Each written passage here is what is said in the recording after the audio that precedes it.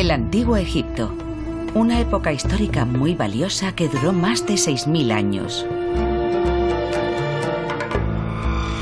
La vida y la muerte de sus líderes aún nos fascinan en la actualidad.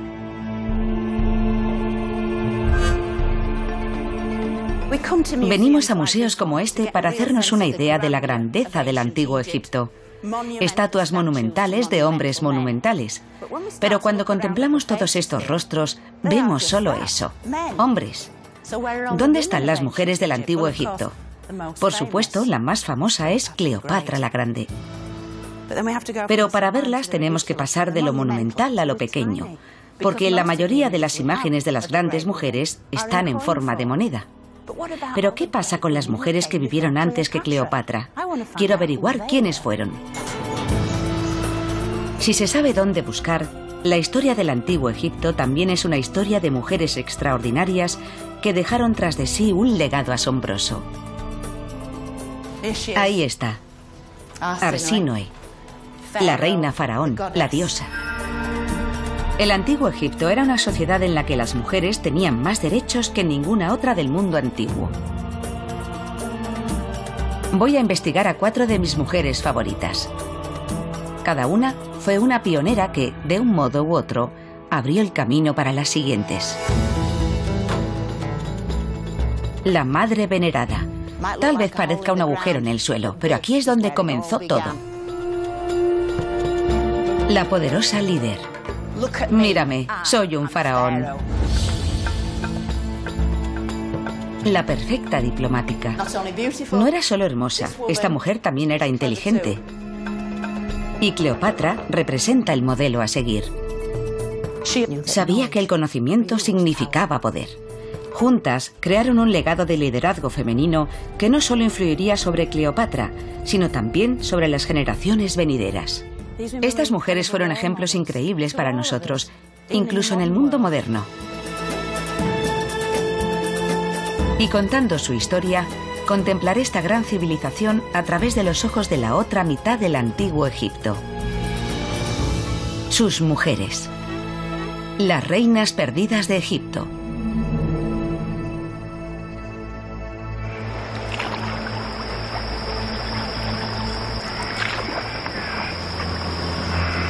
Para comprender a las mujeres del Antiguo Egipto, tenemos que remontarnos al principio, a la historia egipcia de la creación.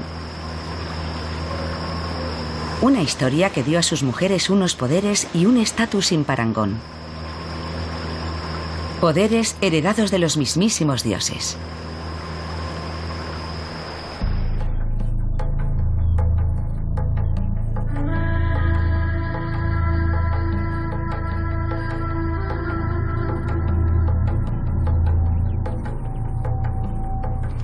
Los antiguos egipcios tenían incontables versiones de la historia de la creación, pero la mayoría se centran en su distintivo entorno y en las maravillosas aguas del fantástico río Nilo. En esencia, lo que trataban de sugerir estos mitos de la creación era que toda vida comenzaba a partir de estas aguas, desde las cuales el gran sol, fuente de toda vida, había emergido para crear a la multitud de deidades egipcias, tanto masculinas como femeninas. Ninguna es menos importante y son igual de numerosas. Los dioses más famosos eran la gran diosa Isis y Osiris, dioses hermanos que también eran marido y mujer. Según los antiguos egipcios, Isis era la parte dominante y activa de la pareja, mientras que Osiris era un hombre bastante pasivo. De hecho, fue asesinado al principio de la historia. Pobre Osiris. El único poder en el universo capaz de devolverle a la vida y resucitarlo lo detentaba su hermana Isis, que utilizó su gran magia para resucitarlo de entre los muertos. Y de esta pareja surgió la humanidad.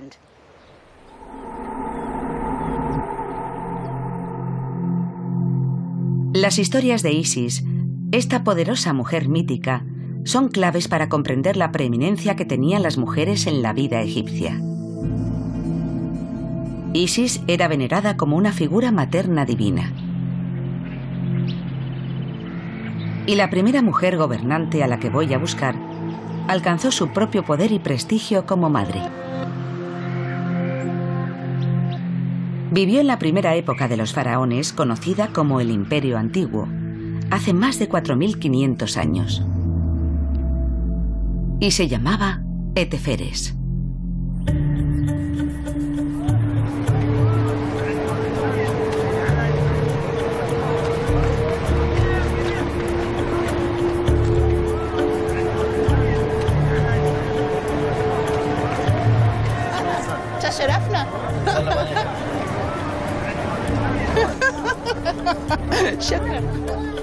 Para los antiguos egipcios, la muerte era sencillamente una transición al más allá, para lo cual el alma necesitaba renacer.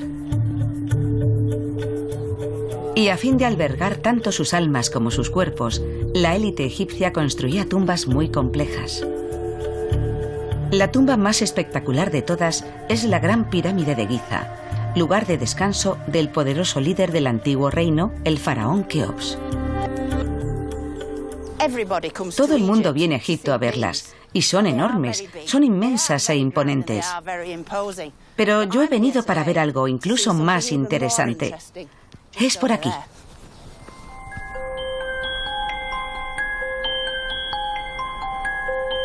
Busco la tumba de la madre de Keops, la reina Eteferes.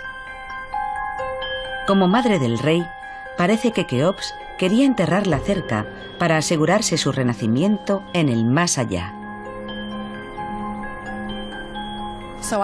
He venido aquí a encontrar la fuente, el origen de toda esta zona.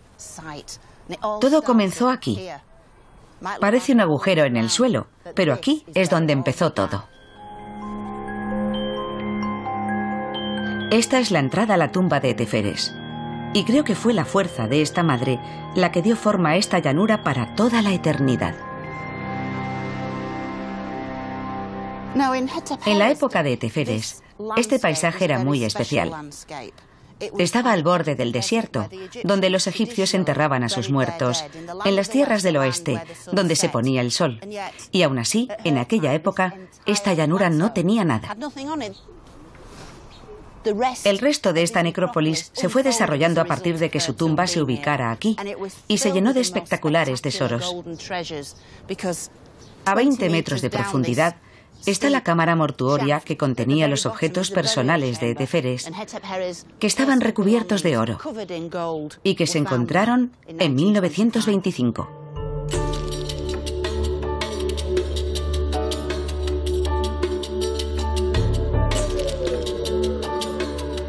La tumba de Eteferes es la más antigua que se ha hallado intacta. Tiene 1300 años más que la tumba de Tutankamón.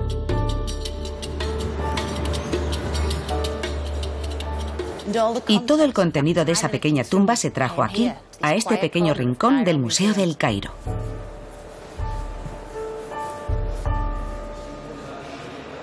Se trata de lo mejor en mobiliario desmontable. Esta es la habitación, si se puede decir así, de la gran reina Eteferes. Es absolutamente increíble. Tenemos su cama, su reposacabezas de plata, uno de sus tronos dorados y todo tipo de cajas recubiertas de oro. Y entre estas cajas hay una colección exclusiva de joyas. Unos brazaletes espectaculares de plata que habría llevado en cada brazo. Se los hicieron a medida, y si se fijan con atención, verán que tienen tamaños distintos. Empiezan siendo más grandes y luego se van haciendo más pequeños según se acercan a la muñeca. No le habrían servido a nadie más. Fueron hechos a medida para ella, para la gran reina. Resulta extraordinario pensar que esto tiene 4500 años.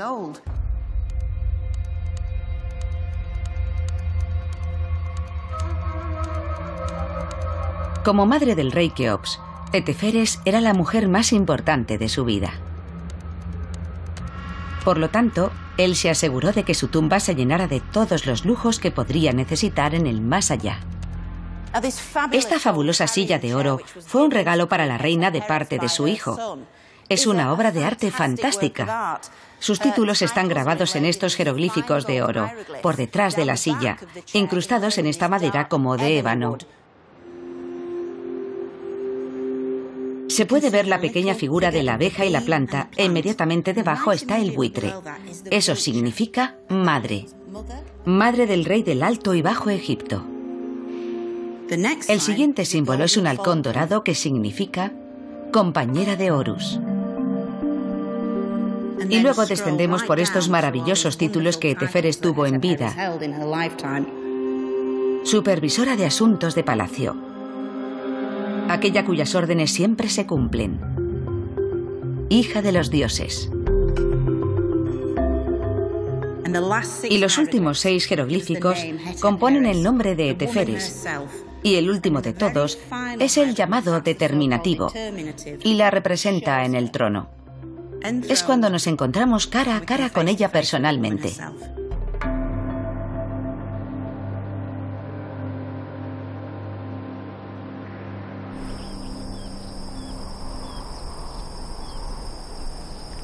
Ser la madre del rey tiene sus ventajas. Y que te lleven en volandas es una de ellas. Para un viaje menos regio por el desierto, he pedido ayuda a Fatih y a Ibrahim. Esta maravilla es una réplica de la silla de Teferes y yo voy a probarla ahora mismo. Simboliza el carácter divino de esta mujer, que era llevada en volandas como una diosa, porque era demasiado importante como para poner los pies en la tierra. La llevaban a todas partes en una silla como esta.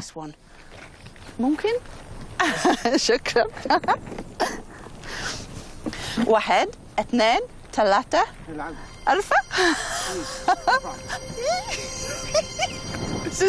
¡Qué bien! Esto es maravilloso, pero no me gustaría ir muy lejos.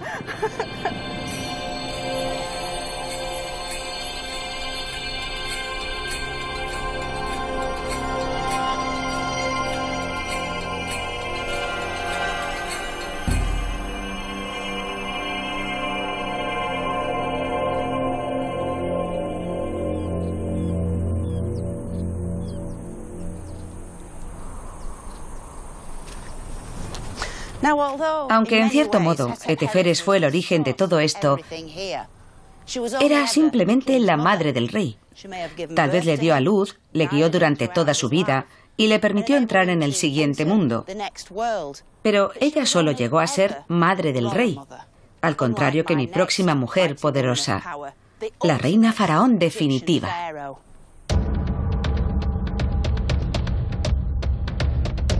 Avanzamos unos 1000 años para llegar a ella, otra gran mujer destinada a convertirse en una de las reinas faraón más grandes de Egipto.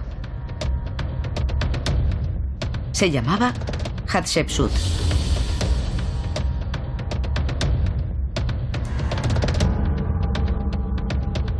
Y aunque sabemos que al menos 15 mujeres han gobernado Egipto como reinas faraón, Hatshepsut fue la que hizo historia.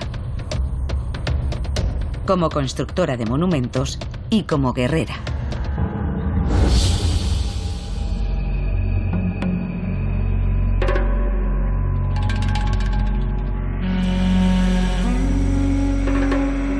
Aunque Hatshepsut era descendiente de reyes, convertirse en reina faraón no era tan sencillo y requería de ciertas habilidades políticas.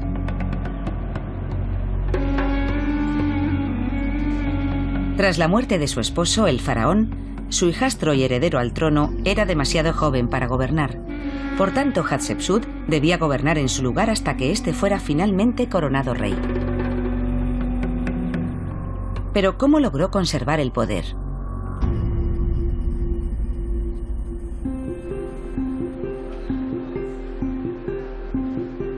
Observando a los visitantes del Museo del Cairo, su intimidante presencia aún se percibe. Todos los faraones tenían que interpretar ese papel, pero era de vital importancia que una mujer diera una imagen de líder perfecta. Lo importante eran las apariencias. Si parecías un faraón, eras un faraón. Adoptabas los atributos de un faraón, que es lo que Hatshepsut está haciendo aquí. La corona correcta, la barba falsa y los atuendos reales que debía mostrar ante sus súbditos. Porque tengamos en cuenta que eran analfabetos en su inmensa mayoría. No podían leer los edictos reales ni las inscripciones sagradas. Lo importante era el aspecto visual. Y en eso, Hatshepsut era brillante. Era la mejor propagandista. Miradme, soy la reina faraón.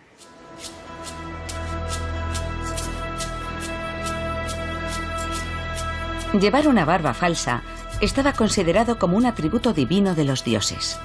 Todos los faraones la usaban y Hatshepsut no fue ninguna excepción. Pero no solo confinaba esas declaraciones de poder a su propia apariencia. Me dirijo a la base del poder de Hatshepsut, a unos 700 kilómetros al sur de El Cairo, a Tebas, la moderna Luxor.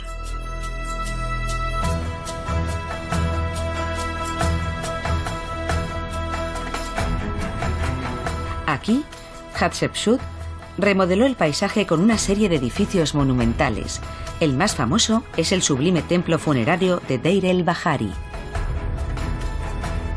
Conocido por su nombre antiguo, la Maravilla de las Maravillas, el templo es uno de los edificios más espectaculares de Egipto.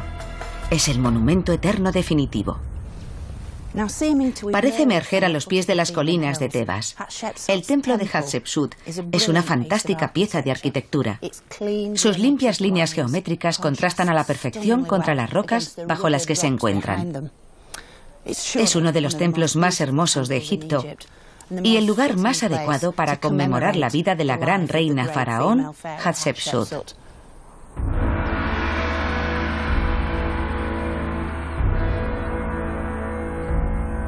La ubicación del templo es realmente sorprendente. Pero los motivos de su construcción van mucho más allá de la estética. Hatshepsut lo construyó aquí por 3 motivos muy concretos. Primero, estaba justo enfrente del gran templo del dios Amon-Ra. Segundo, aquí se podrían dejar ofrendas para su alma en la eternidad, en lugar de alterar la paz de su tumba. Y tercero, este lugar estaba lleno de escenas seleccionadas por Hatshepsut, que ilustraban y enfatizaban su derecho al trono. En resumen, era una pieza de propaganda política permanente.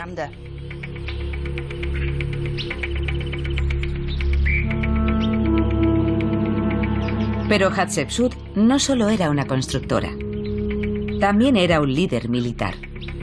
Dirigió personalmente 2 campañas contra los enemigos de Egipto en Nubia, y algunas de las ofrendas descubiertas en Deir el-Bahari ofrecen una pista de la habilidad militar de Hatshepsut.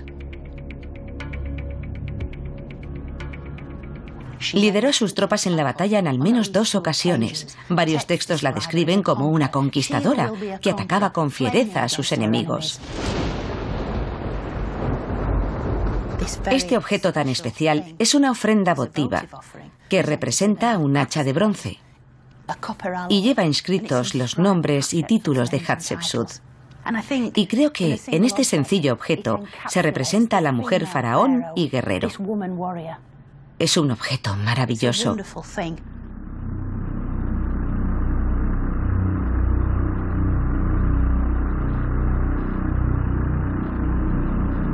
Tras demostrar sus habilidades militares, Hatshepsut se dedicó a asegurar la prosperidad de su nación.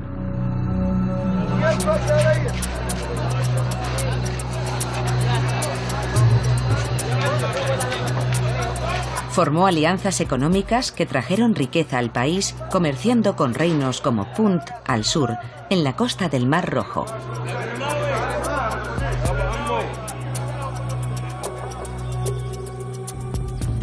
Hatshepsut expandió las rutas de comercio de Egipto e inició el comercio a gran escala. También reabrió las lucrativas rutas de comercio con la tierra de Punt, en la costa del Mar Rojo.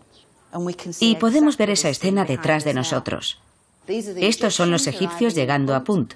Estos son sus habitantes saliendo para recibirlos, y este es el lugar donde se cerraban los tratos. Hay un pequeño cofre en el que los egipcios colocaban todos los objetos valiosos: las perlas, los brazaletes, las armas de metal con las que iban a negociar con ellos para conseguir uno de sus bienes más preciados. Esa sustancia que vemos en forma de cúpula roja es un montón de resina de mirra. La mirra y otras resinas se utilizaban tradicionalmente en los rituales de los templos, en la momificación, y también eran ingredientes clave en la fabricación de perfumes. Y la misma Hatshepsut utilizaba fragancias de aceite de mirra que extendía sobre su piel para, como ella decía, brillar como una estrella ante su gente. En una época anterior a la aparición de las celebridades, Hatshepsut ya tenía su propia marca de fragancias.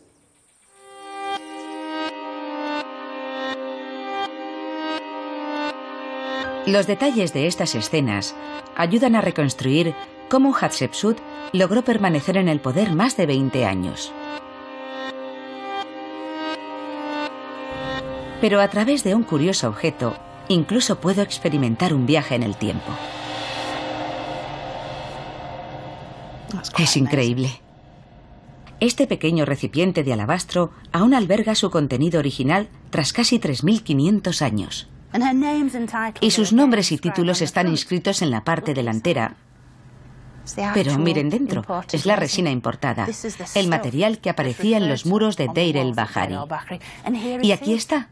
Es increíble. Es como si pudiéramos oler el pasado. No solo lo vemos, está contenido en este recipiente.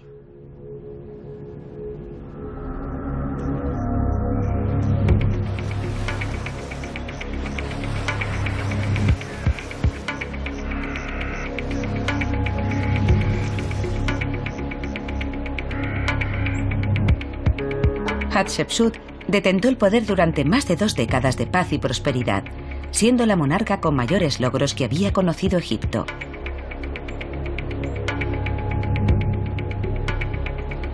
Y demostró más allá de toda duda que un líder efectivo no tenía por qué ser un hombre.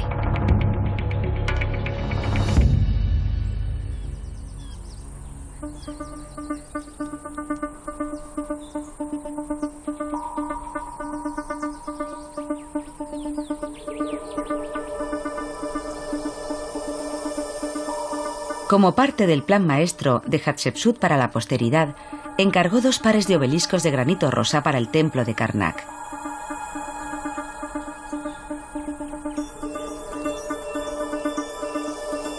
Con casi 30 metros de altura, este es el obelisco más alto de todo Egipto. Ella misma cuenta por qué quería crear un monumento tan sorprendente, como homenaje a su padre, a la persona que me hizo, según ella. Y con su padre no se refería a su padre biológico, sino a Amón, el rey de los dioses, a quien está dedicado este templo. Las puntas habrían estado cubiertas de electro, que es una aleación de oro y plata, y la idea es que actuaran como una especie de pararrayos esotérico para capturar los primeros rayos del sol al amanecer y transmitir ese poder solar al corazón del templo de Karnak, donde luego sería redistribuido por el bien de Egipto.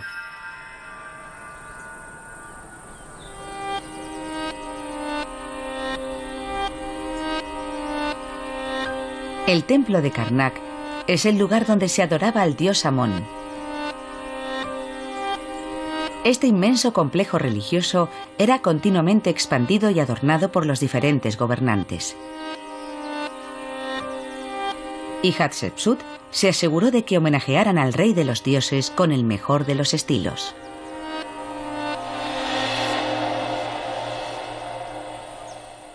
Esta es la capilla roja de Hatshepsut. Este altar era conocido como el lugar del corazón de Amón, el dios principal, y estaba en el centro del templo de Karnak. Era como una especie de almacén sagrado que albergaba la barca sagrada que portaba la estatua del dios y a la que llevarían en procesión, tal y como se ve en estas escenas detrás de mí. Podemos ver las filas de sacerdotes con la cabeza afeitada que cargan con la barca sagrada que lleva la estatua del dios, oculta tras unas cortinas, para no ser vista por ojos profanos. Y la barca está siendo recibida por los dos gobernantes, el joven faraón Tutmosis, situado detrás, como si fuera el ayudante de un mago, quemando incienso para dar la bienvenida al dios, y en el centro del escenario está la propia Hatshepsut. No se equivoquen, es la figura más importante que hay aquí, la de mayor poder. Ella es la hija del dios.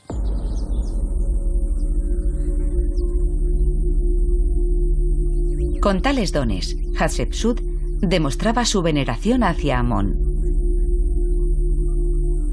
Y ayudada por los sacerdotes, la reina faraón llevaba a cabo las ceremonias religiosas necesarias para mantener el orden cósmico. Y aquí es donde ella misma se habría situado para realizar los ritos sagrados ante los dioses, presentando las ofrendas y vertiendo el agua sagrada alrededor de la estatua del dios. Por supuesto, Hatshepsut habría utilizado un recipiente de oro, y yo tengo un cubo, pero nos da una idea de lo que habría ocurrido. Con el agua sagrada canalizándose hacia afuera y más allá de la capilla, la protección del dios se extendía por toda la superficie del país y más allá. Hatshepsut deseaba ser eterna como una estrella. Y está claro que se ganó un lugar exclusivo en la historia. Los sentimientos que provocaba el concepto de una reina faraón eran tan fuertes que para algunos Hatshepsut era una especie de madrastra malvada, una mujer que se atrevía a disfrazarse de hombre con una barba falsa, usurpando a un hombre el derecho al trono. Para otros era una gran inspiración, una mujer increíble que abrió el camino a tantas generaciones venideras.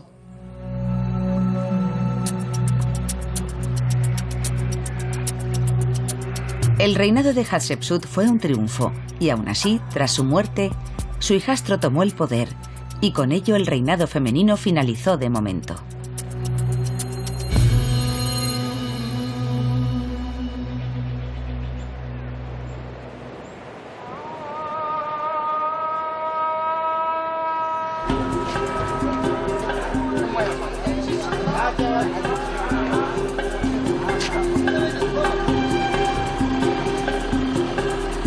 Que existieran líderes como Hatshepsut revela que el antiguo Egipto tenía una de las sociedades más igualitarias del mundo antiguo, donde las mujeres podían alcanzar roles de poder, poseer propiedades, cerrar tratos, poseer el mismo dinero que los hombres e ir a juicio.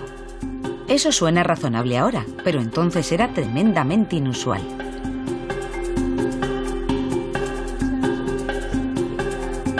He quedado para tomar el té con la académica Sahar El-Moughi, que ha escrito extensivos estudios sobre el legado de estos antiguos modelos a seguir.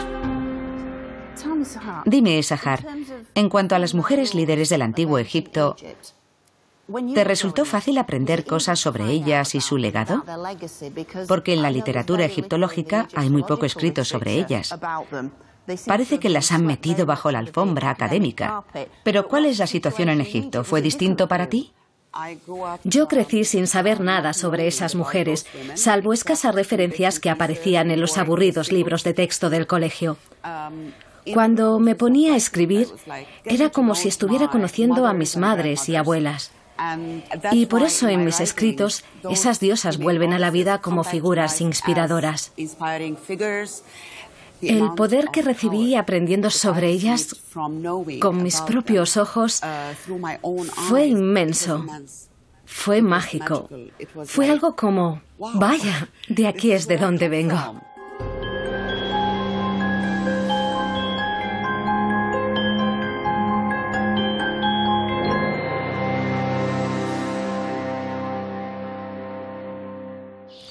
Debemos decir que las reinas faraón eran una rareza, y que durante la dinastía decimonovena, un nuevo régimen de antiguos soldados del norte tomó el poder en Egipto. Los hombres tomaron el control, y las mujeres tenían que encontrar otras tácticas.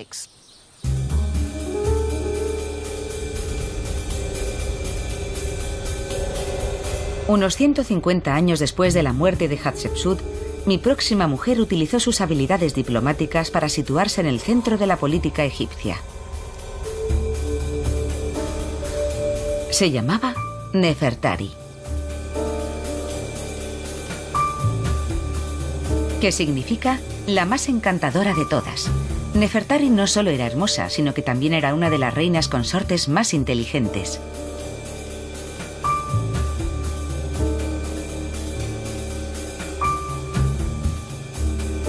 De joven, Nefertari se casó con un príncipe que acabaría convirtiéndose en uno de los faraones más famosos de Egipto,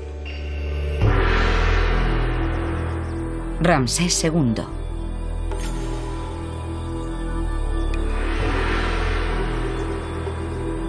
Y es imposible ir a ningún sitio de Egipto sin tropezarte con él. Porque gobernó durante más tiempo, construyó edificios más grandes y presumió mucho más que ningún otro faraón. En el antiguo Egipto, el tamaño lo era todo.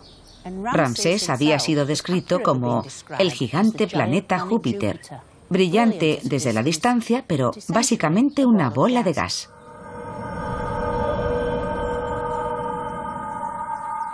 Y esto nos lleva a su política de cantidad sobre calidad. Cuanto más grande, mejor.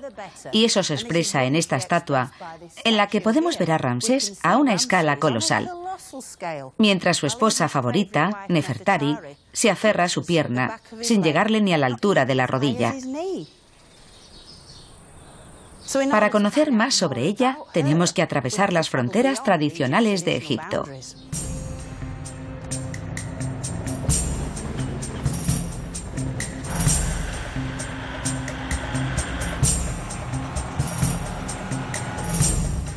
Me desplazo a unos 400 kilómetros al sur para ver una versión diferente de esta historia. Voy al templo de Abu Simbel.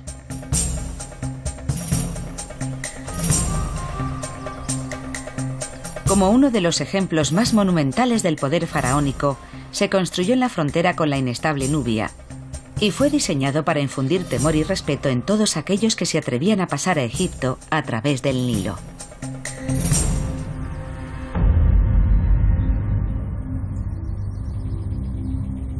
Este es el templo de Abu Simbel, construido por Ramsés II durante su reinado de 67 años, y es típico de él. Es inmenso. Es monumental. Y es solo uno de los templos de Abu Simbel. En resumen, es la mitad de la historia.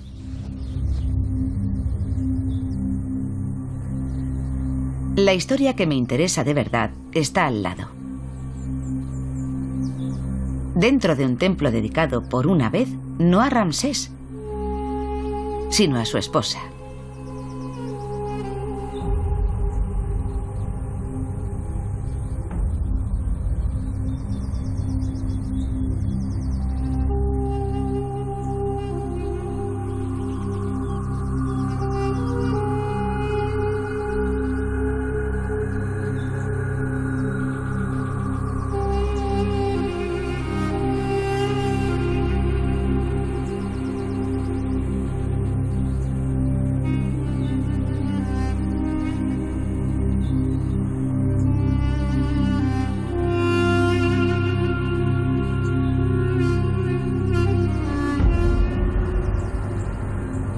Y aquí está, la gran reina Nefertari, con 11 metros de altura.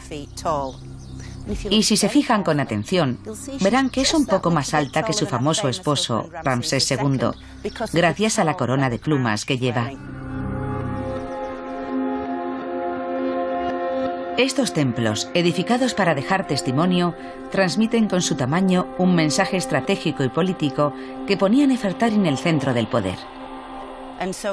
Ramsés erigió estas inmensas estatuas de su esposa para mostrar todas las fuerzas que estaban a su disposición, incluyéndola a ella misma.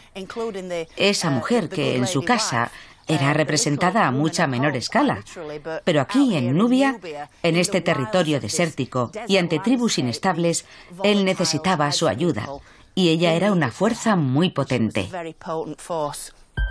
Su colosal y sorprendente imagen revela que Nefertari era la mujer trofeo definitiva.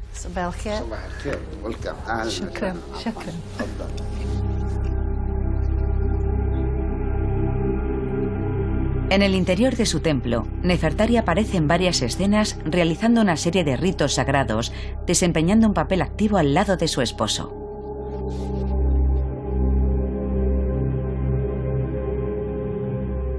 Tiene los brazos levantados, animando a Ramsés, que detenta esa pose clásica de faraón egipcio, golpeando al enemigo.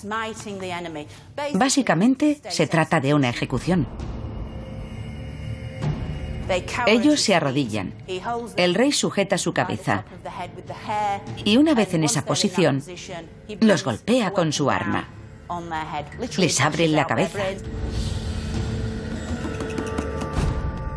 Y mientras tanto, Nefertari está a un lado, como una especie de animadora regia, se podría decir.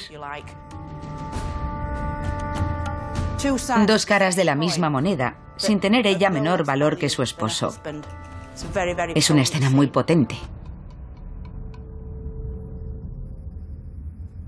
No cabe duda alguna de que eran un auténtico dúo.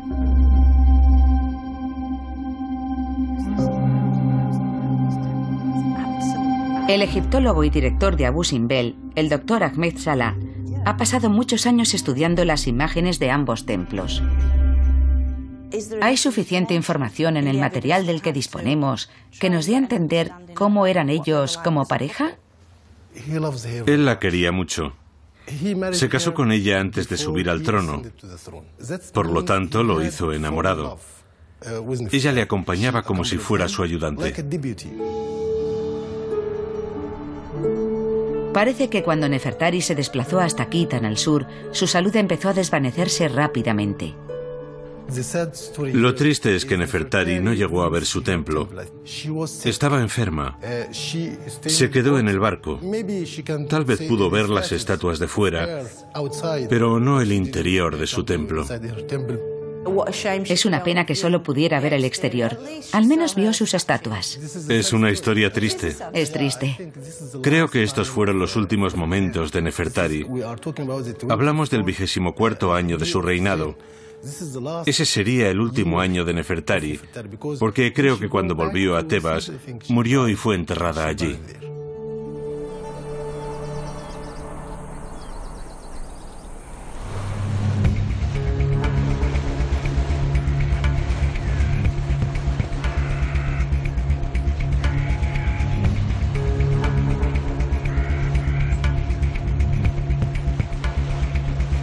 Vuelvo al norte para entrar en la tumba de Nefertari, el lugar donde podré encontrar más pruebas sobre la propia mujer.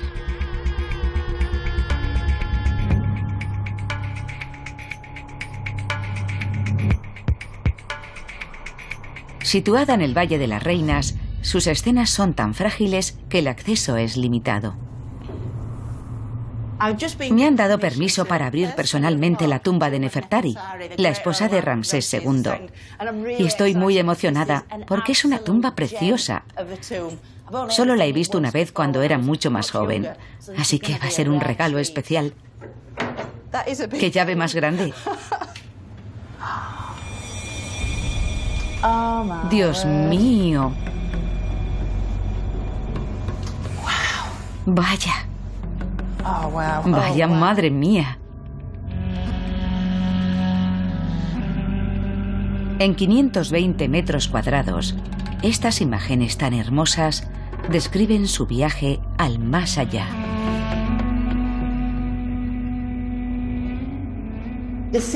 Las escenas se suceden una tras otra. Aquí no dejan nada al azar. No hay nada que sea un mero elemento decorativo. Es como una máquina diseñada para mantener el alma de Nefertari viva en el más allá.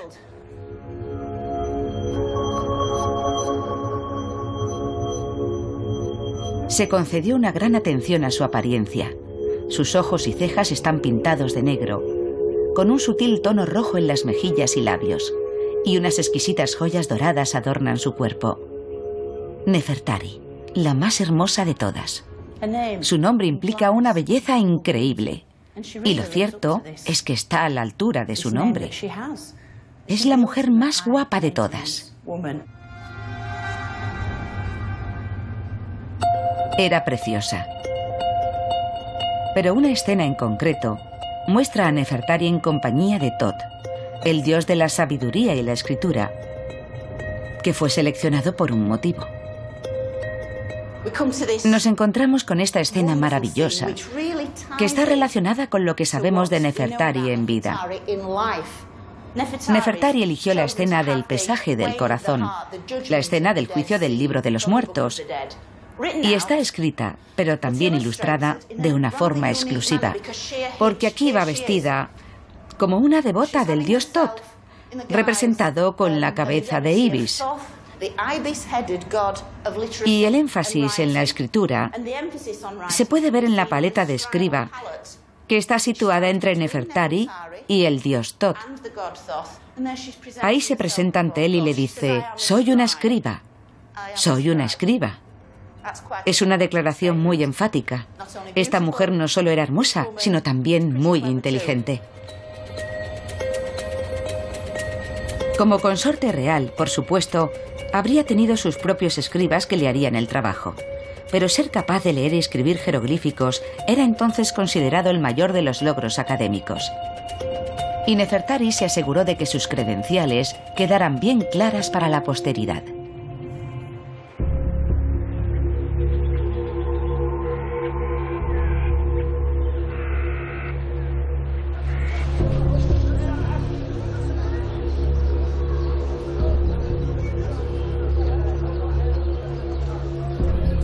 Ser la esposa de un hombre tan dominante también requeriría de una considerable capacidad de persuasión y sutileza. Habilidades mostradas en la correspondencia diplomática que se intercambiaba con los grandes rivales de Egipto, los hititas de Anatolia, en la moderna Turquía. Se sabe que Nefertari se escribía con su equivalente en el territorio hitita, la gran reina Pudujepa. Y es increíble que una de estas cartas se haya conservado. Nefertari la habría escrito de su puño y letra, en lengua egipcia, y luego un escriba bilingüe la habría traducido al lenguaje cuneiforme y la plasmaron sobre una pequeña tableta de arcilla. Esta es la carta que Nefertari escribió a Pudujepa. Obviamente se trata de una réplica, pero nos da una idea de las palabras de esta gran mujer de la realeza, Nefertari. Rebosa candidez y felicitaciones fraternales. A mi hermana Pudujepa, gran reina de los hititas. Que el dios Sol de Egipto y el dios de la tormenta de los hititas te traigan alegría. Y que el dios Sol haga que nuestra paz sea eterna. Y al final hay una referencia conmovedora al regalo que le envía a la reina de los hititas. Te envío un regalo, hermana. Para tu cuello, un collar de oro puro y lino de colores para que se le haga una túnica a tu esposo, el rey. Enviar estos regalos a los monarcas con los que se mantiene correspondencia jugó un papel crucial en la diplomacia del antiguo mundo. Si nos fijamos en la oreja de Nefertari, veremos algo que resume esta idea. A pesar de todo el oro, todos los reyes egipcios reposaban oro, y se decía que el oro en Egipto era tan común como la arena, y solo tenías que agacharte para recogerlo. Nefertari lleva un pendiente de plata mucho más valioso. Y ni siquiera es un pendiente egipcio, es un pendiente de estilo griego. Porque estas piezas de plata se las enviaron desde la zona del mar Egeo. De modo que en la lejana Grecia se había oído hablar de Nefertari. Y llevó estos pendientes con gran orgullo durante toda su vida. Hay mucha más información en estas joyas de lo que se ve a simple vista.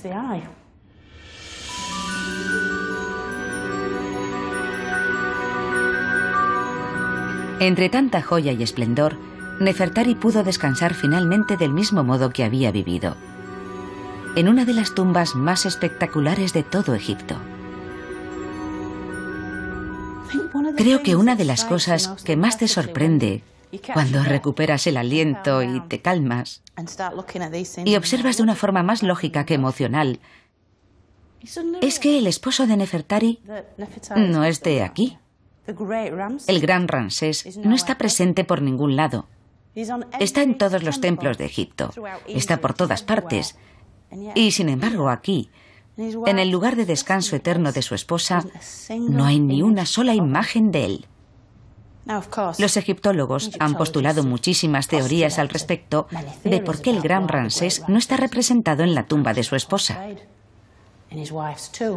Yo prefiero pensar que ella diría: he vivido tantos años con él que en el más allá sería maravilloso no tener que escucharle eternamente. Pero fuera cual fuera el auténtico motivo, no cabe duda de la importancia e influencia de Nefertari como reina de uno de los faraones más conocidos de Egipto.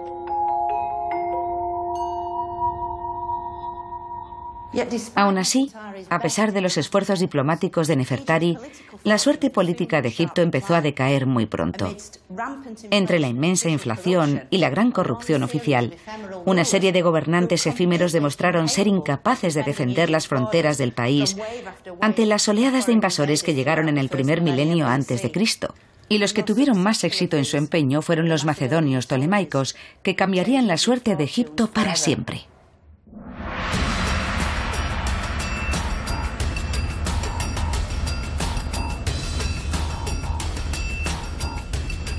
$900 años después de Nefertari, una nueva era en la historia de Egipto hizo surgir a la primera reina faraón de los ptolemaicos, Arsínoe.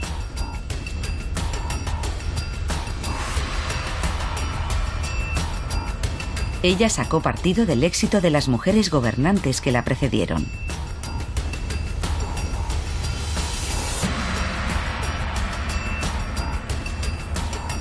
Arsínoe fue capaz de unir dos mundos, el egipcio y el griego, construyendo un legado heredado del griego más famoso de la historia, Alejandro Magno.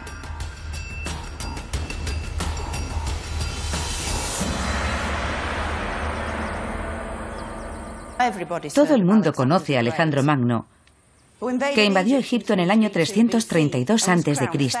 y fue coronado faraón, tal y como se muestra aquí en varias escenas. A Alejandro le sucedió su hermanastro Ptolomeo, cuya dinastía gobernó Egipto durante los 3 últimos siglos antes de Cristo.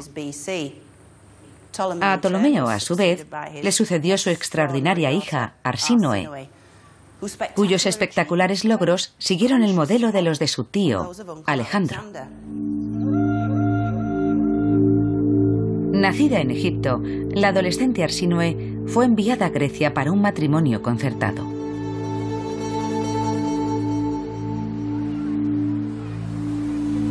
Luego, tras la muerte de su esposo, el rey, y tras un segundo matrimonio desastroso, huyó de vuelta a Egipto.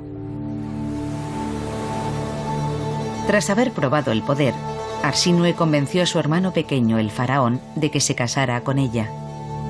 Él sería el camino para llegar a la corona. En una sola maniobra, Arsínoe se convirtió en gobernante de 2 mundos, Egipto y el Mediterráneo griego.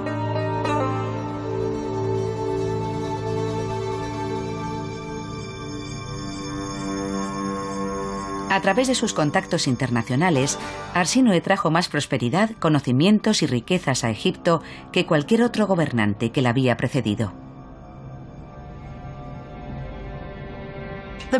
Esta figura de bronce es muy interesante, porque tenemos a Arsínoe saludando a modo de reina, con el brazo en alto. Pero miren lo que tiene en su mano izquierda. Es una cornucopia, que es una especie de vasija griega, pero dentro están todos los bienes, las frutas, las flores, la riqueza de Egipto. Y no es una, sino 2. Lleva el doble de cantidad de lo que puede llevar nadie.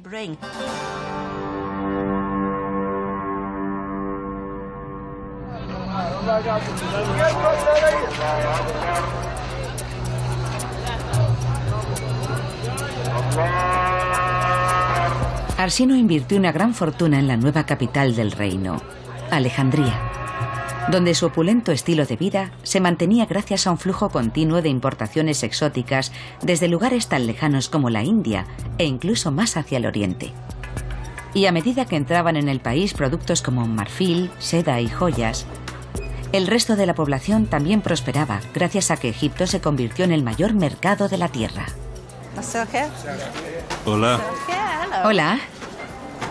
Hola. Elija.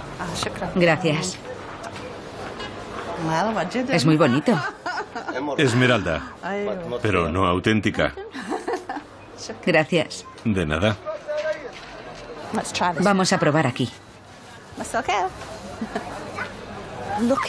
Busco un tejido. Este es precioso. ¿Cuánto cuesta? Tiene un precio fijo. ¿De acuerdo? Vale, está bien. Con un comercio operando a tal escala, Arsinoe y su hermano crearon una sofisticada burocracia para gestionar la increíble riqueza que circulaba por el imperio. La moneda, la economía, jugó un papel muy importante en la historia de Arsinoe. Era una mujer extraordinaria. Tenía una fortuna personal inmensa. Y su astucia financiera se centraba en la economía de Egipto. Ella y su hermano y esposo Ptolomeo crearon una especie de inventario de todos los bienes del país. Creó un monopolio real sobre absolutamente todo, asegurándose de que la economía fluyera hacia la casa real. Y en la economía de Egipto, que se basaba en el trueque, la moneda pasó a ocupar un papel crucial. Se fue haciendo cada vez más común como medio de transacción económica. Se trataba de los comienzos del capitalismo.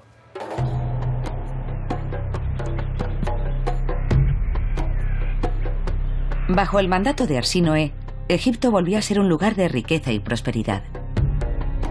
Y aún así, sus monedas tenían otro objetivo. Eran un medio para propagar su plan. Esta moneda muestra a Arsinoe llevando la corona griega y un velo sobre su tocado y su pelo recogido en un moño. A primera vista, parece el epítome de una reina griega. Este es el retrato perfecto de una matrona griega. Respetable, muy bien peinada, muy bien vestida. Y si la miran bien de cerca, de su oreja parece que sale un pendiente precioso. Pero en realidad es el cuerno de un carnero. Son los cuernos del emblema de Alejandro Magno. Arsinoe utiliza este sutil método para indicar que ella era la heredera del gran Alejandro.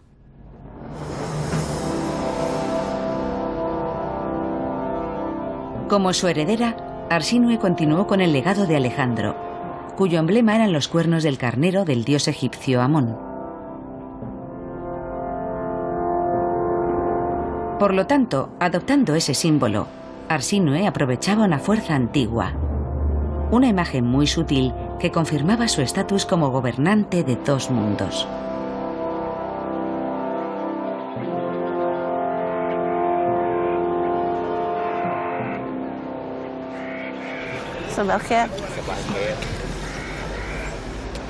A casi 200 kilómetros al sur de Luxor, una zona sorprendente, en una isla en medio del Nilo, nos da una idea del poder que tenía Arsinoe a su disposición.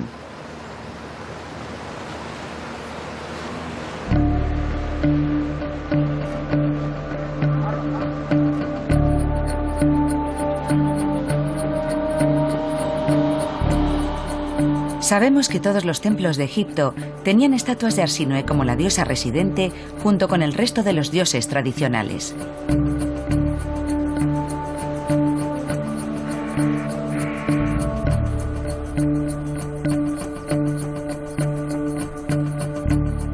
Pero en File, ella era adorada como el equivalente de la mismísima Isis, la madre de todos los dioses.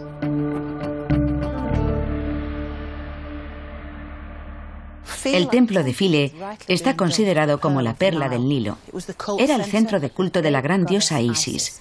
Y en muchos aspectos era una especie de puesto de avanzadilla, por su localización meridional. Este fue el último lugar de Egipto donde siguieron adorando a los dioses, hasta el siglo VI después de Cristo. Pero aquí no solo se adoraba a Isis. Arsinoe también era una diosa residente. Y fue la influencia de Arsinoe lo que hizo que, Isis se conociera mundialmente. El deseo de Arsínoe de ser considerada como la diosa Isis enviaba un mensaje muy claro a sus súbditos.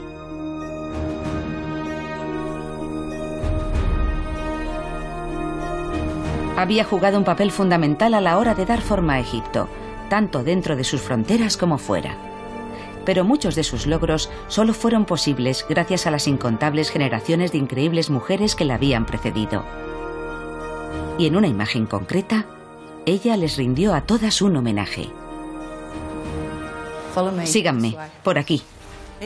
Aquí está, Arsínoe, la reina faraón, la diosa. Tiene todos los atributos reales que enfatizan el poder que poseía.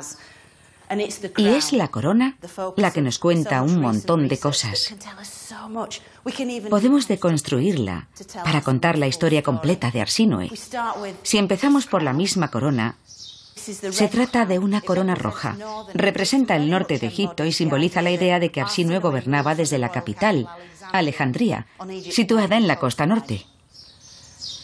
Luego tenemos las dos plumas blancas y los cuernos de vaca que llevaba la gran consorte real Nefertari, esposa de Ramsés II. Y luego pasamos a los cuernos de carnero. Estos cuernos se asocian con el gran dios Amón-Ra, el dios favorito de Hatshepsut. Y finalmente, en el centro de esta corona tan especial, el disco solar, el gran creador de toda la vida, que nos lleva de vuelta a la época de las pirámides y a Teferes, la reina madre. Por lo tanto, poniéndose esta corona, Arsínoe nos cuenta que ha asumido los poderes acumulados de todas esas grandes mujeres que gobernaron Egipto muchos siglos antes que ella. Es algo maravilloso.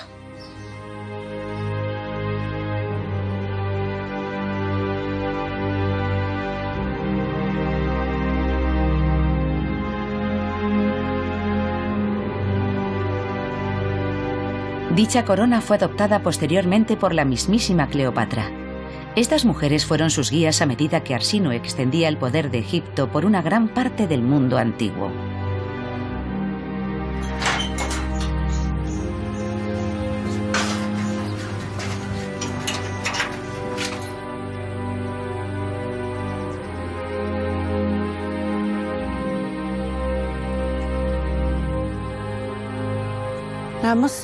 Debo decir que, para mí, este viaje ha sido una oportunidad increíble para conectar con el antiguo Egipto de un modo nuevo y fresco. Me ha permitido investigar las vidas de unas personas asombrosas, 4 mujeres increíbles. Estas mujeres fueron ejemplos maravillosos para todos nosotros, incluso en el mundo moderno.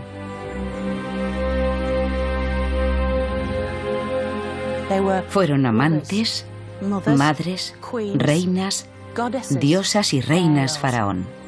Fueron increíblemente fuertes y capaces y contribuyeron al desarrollo de esa fantástica civilización antigua.